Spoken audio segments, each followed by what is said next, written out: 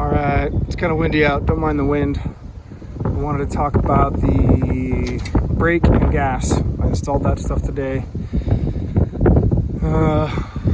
Brake pedal, gas pedal, new pins. I think I showed that before. And then this is your brake. This is very old technology, not like a new disc brake or anything. This is actually attached to the gear wheel, and it's basically like a big horseshoe. And as you press on this, it cinches. I don't know if you can see. It's like a leather pad or like a metal strap with almost like a leathery, rubbery pad on the inside that just cinches right onto this drum and stops you. It's not going to stop you dead in your tracks, but it slows you down enough. So I just put new bolts in here.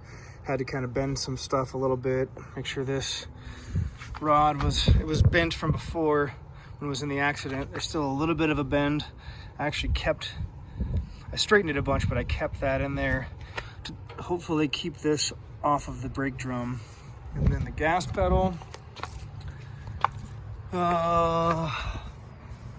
Basically this spring keeps your gas pedal back, just keeps the spring tension on there. And then I bought off Amazon a throttle cable, and it came with the inside obviously and then the black, but it had special ends on it. I think it was meant for a different Go-Kart setup. I did not need all 5 feet of it. I needed more like 3 feet. So I ended up cutting the end of the black off, not with the steel cable inside. I want to remove that first. Hook the steel cable to this little nut, so that's nice and secure. Ran the steel cable through here, and then I put the black, basically as long as it's tight against that, and it's cinched, how do I get this thing to focus it there? It's cinched right in there, like super tight. So that is your housing, and as long as that moves, then the steel cable can move freely inside. So as I push on the gas pedal, that opens her up, and we get to go. So pretty simple.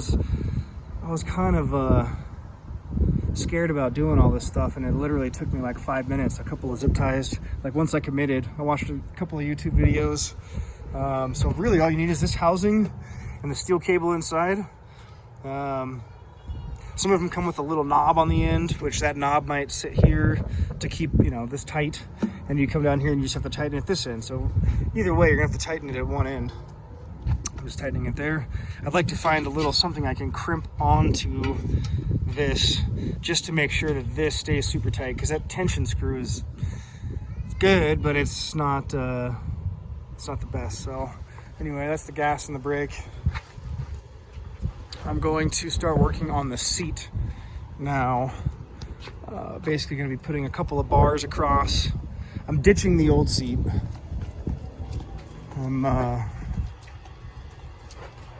They wanted $268 to recover that. I went to Tractor Supply, bought that, and then basically some steel tubing that's going to run across, and some springs, some compression springs.